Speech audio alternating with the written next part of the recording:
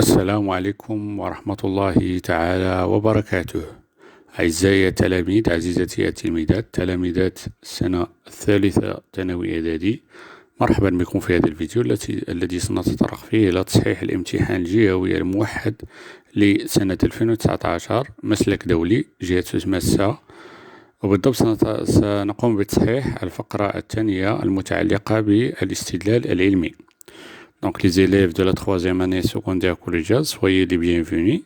Dans cette séance, on va corriger l'examen régional des SVT, Sciences de la vie de la Terre, de la session 2019, la région Souss-Massa, principalement la deuxième partie consacrée au raisonnement scientifique.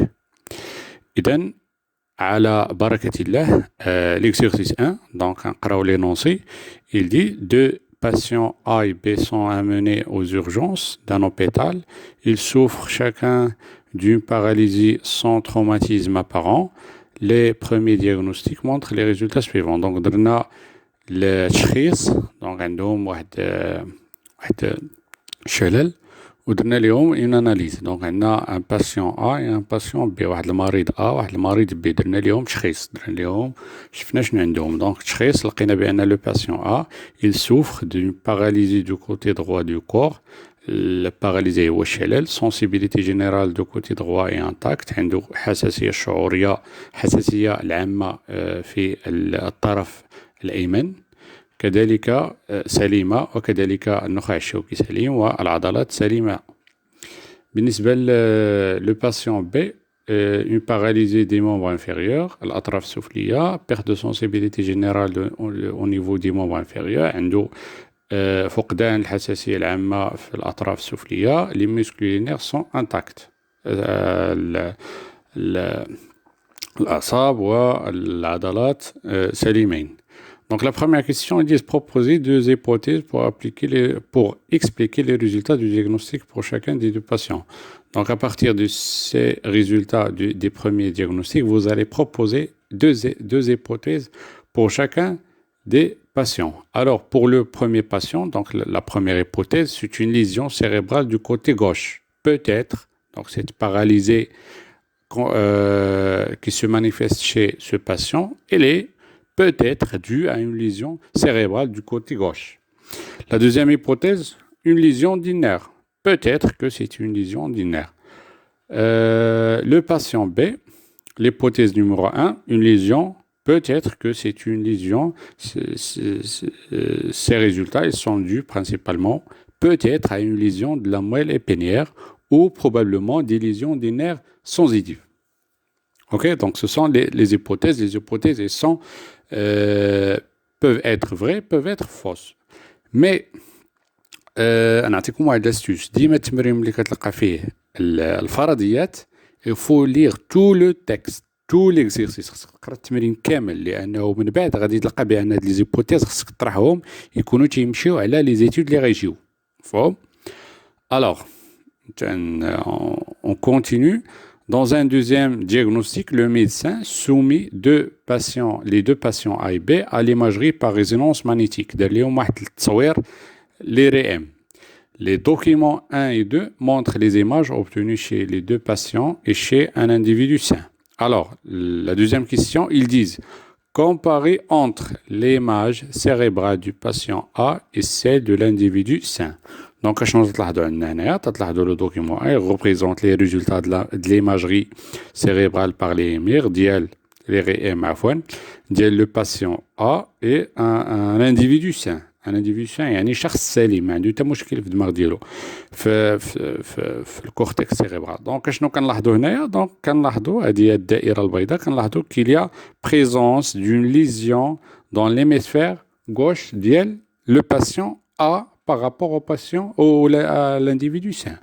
Donc باش نديروا هادشي في جمله مفيده غنقولوا l'image cérébrale du patient A montre une lésion au côté gauche, alors que celle de l'individu sain ne montre aucune lésion. C'est simple. C'est une simple comparaison. ننتقل إلى السؤال B. L'image.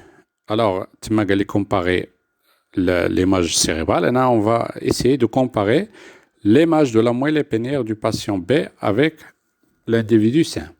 Donc, le patient B a une lésion au niveau de la moelle épinière par rapport à l'individu sain. Donc, une phrase.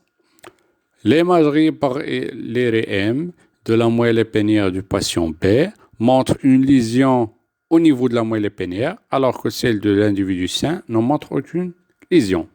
C'est clair? En se basant sur les résultats de l'imagerie cérébrale et de la moelle épinière, déterminer l'hypothèse valide pour chaque patient. Alors, on a les hypothèses pour le patient A, une lésion du côté cérébral du côté gauche. La deuxième hypothèse, lésion du nerf. Pour le patient B, la première hypothèse, lésion de la moelle épinière. La deuxième hypothèse, lésion des nerfs sensitifs. Alors, mais l'observation de l'IRM le patient A, عرفنا بأن عنده une lésion. Donc, l'hypothèse valide qui est validée هي هذه. Donc, pour le patient A, l'hypothèse valide, c'est la présence d'une lésion cérébrale du côté gauche. ننتقل le patient B, لاحظنا بأنه donc l'hypothèse الصحيحة هي présence d'une lésion au niveau de la moelle épinière. Donc, il y a des مكتوبة pour le patient B, l'hypothèse valide, présence d'une lésion au niveau de la moelle épinière. الآن ننتقل إلى la quatrième question qui dit établissez la relation entre la zone lésée et la paralysie des membres inférieurs et la perte de leur sensibilité chez le patient B. Alors, كما كنعرفوا بأن chez le patient B, شنو عنده une paralysie des membres inférieurs et la perte de la sensibilité générale. Alors, خصنا نفسروا هذا الشيء ونديروا العلاقة بينه وبين هاد la lésion au niveau de la moelle épinière. Si une lésion se produit au niveau de la moelle épinière, elle va induire quoi? Elle va induire un certain nombre de manifestations. Quelles sont ces manifestations? L'arrêt de transfert de l'influx nerveux moteur nécessaire à la motricité volontaire. داكشي علاش عندنا une paralysie des membres inférieurs. Donc ما تيقدرش يحرك الأطراف السفلية ديالو parce que la transmission de l'influx nerveux elle nécessite il passe par la moelle épinière. OK? Aux effecteurs اللي قلنا هما les muscles.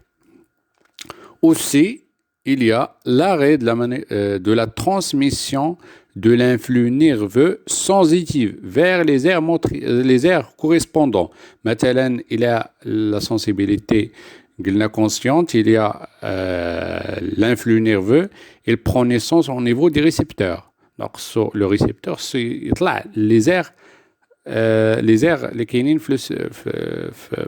les aires مثلا l'air visuel ou l'air motrice etc ou l'air auditif etc donc les كاينين le cortex cérébral c'est le message nerveux et va passer à travers la moelle épinière. Donc la moelle épinière a une lésion donc ما غاديش تكون une sensibilité générale au niveau des membres inférieurs.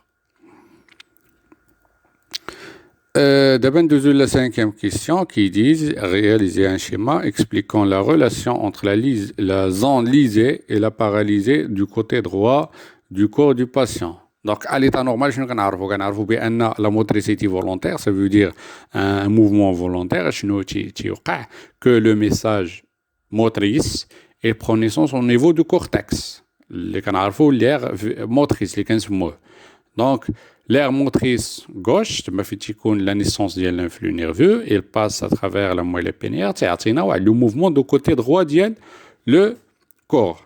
Alors, s'il y a une lésion, il y a une lésion de l'aire motrice, une lésion de l'aire motrice, elle va produire l'absence, la naissance de l'influx nerveux. Donc, on a une paralysie du côté droit du corps chez le patient A. Alors, on passe à l'exercice 2. L'exercice 2, alors l'énoncé, suite à l'ingestion de provenant d'un puits, des habitants ont été infectés par une bactérie, laquelle se nomme Salmonella typhi, qui est responsable de la typhoïde, qui est responsable de la fièvre typhoïde, c'est caractérisé par une diarrhée, maux de tête et fièvre aiguë. Alors, pour identifier les cellules intervenant dans l'immunité contre cette maladie, on propose le tableau ci-dessous, résumant le nombre de cellules sanguines qui est chez un habitant malade et chez une personne non atteinte de la typhoïde. Alors, à tableau هذا شنو تعطينا les paramètres اللي تنعبروا مع les cellules, la concentration ديالهم, le nombre ديالهم ديال les globules rouges, les phagocytes et les lymphocytes. Chez deux patients, chez deux individus, un individu malade, les malades de la typhoïde, et chez un individu sain. C'est clair? Alors, la première question, en se basant sur les données du tableau, déterminez en justifiant votre réponse les cellules intervenant dans l'immunité contre les bactéries typhoïdes, Salmonella typhi. Alors, il a donné l'observation de le tableau. غادي نشوفوا بلي ان les globules rouges عندهم بحال donc قراب environ c'est le même nombre. Mais là لاحظنا بان les phagocytes avec les lymphocytes ils sont différents. Les phagocytes هنا 13200 هنا 5100. Donc هنا عندنا des nombres élevés, des nombres normaux là faibles. Alors, باش ندير هادشي بجملة مفيدة. D'après le tableau, les cellules qui interviennent contre les bactéries typhiques sont les lymphocytes et les phagocytes. علاش? Car le nombre de ces cellules chez l'individu malade est très élevé. Donc, c'est mieux de citer ces nombres. Il y a les valeurs les phagocytes ou les valeurs les lymphocytes par rapport à celui de l'individu sain. On dit entre parenthèses les valeurs. Ok? Alors on passe. Afin de protéger les habitants utilisant l'eau de pluie, le médecin de village a décidé d'organiser une campagne de vaccination. Donc pour protéger من أجل حماية هاد السكان هادو le طبيب ديال الدوار ولا ديال الحي il a procédé à la réalisation de واحد الحملة ديال التلقيح contre la typhoïde هاد la maladie هادي. Pour déterminer l'importance de la vaccination contre cette maladie باش نبينوا الأهمية ديال التلقيح ضد هاد المرض, des mesures de quantité d'anticorps contre les bactéries de la typhoïde ont été effectuées chez deux sujets contaminés par cette bactérie. Le sujet X n'a pas été vacciné alors que le sujet Y a été vacciné contre la bactérie de la typhoïde. Donc, on a deux graphiques ici. Un graphique qui représente la variation de la quantité, le taux d'anticorps dans le sang par rapport à le temps. Sujet X sont vaccinés contre Salmonella typhi et le sujet Y qui est vacciné contre. Donc, variation de le taux par rapport au temps en fonction de le temps, un jour ici. Donc, la première question, déterminez en justifiant votre réponse le type de médiation de la réponse immunitaire intervenant contre la bactérie de la typhoïde. Donc, automatiquement, un astuce, les exercices, quand le paramètre qui est étudié, c'est le taux de l'anticorps, automatiquement, la voie, ou le type de la médiation, de la réponse immunitaire, elle est humorale. Quand tu les anticorps, automatiquement c'est humoral. Parce qu'il y a production des anticorps contre les bactéries de la typhoïde. Parce qu'il y a intervention des anticorps. Donc, finalement, l'exercice que tu fais, qu'il y a l'étude des anticorps, c'est automatiquement la voie humorale. Parce qu'elle est c'est les lymphocytes B. Alors, on passe. La troisième question, comparer la réponse immunitaire contre la bactérie de la typhoïde chez le sujet X et le sujet Y. Alors, je vais chez le sujet X. غادي نلاحظوا بأن شوف la réponse إمتى بدات après 7 jours. Alors هنا il est négligeable. هاد le temps هذا دغيا il y a une réponse immunitaire.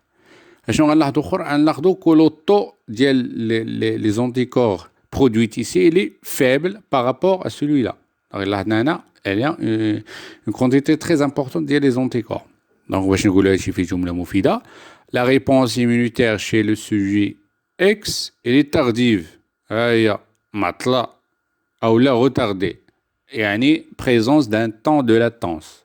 et une production faible, ممكن كاع دير entre parenthèses 10 unité arbitraire par rapport au sujet Y, qui a la réponse par rapport au sujet qui possède une réponse immunitaire immédiate, لحظية دغيا, il y a le temps de latence elle est faible, avec une production d'une grande quantité d'anticorps. Donc عطنا هنا ممكن تقول لي هنا سي 5000 unités arbitraires.